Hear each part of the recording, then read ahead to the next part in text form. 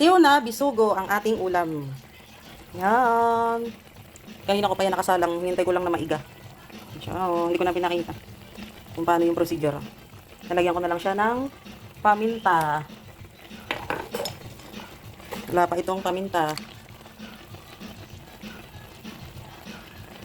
Masarap, maraming paminta. Yan. Hintayin natin siyang matuyo. Masarap yung konting-konti na lang yung sabaw.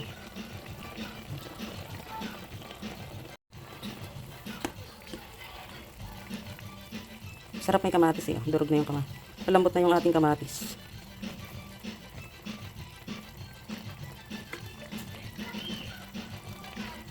Tinimplahan ko na rin 'to ng ano, asin.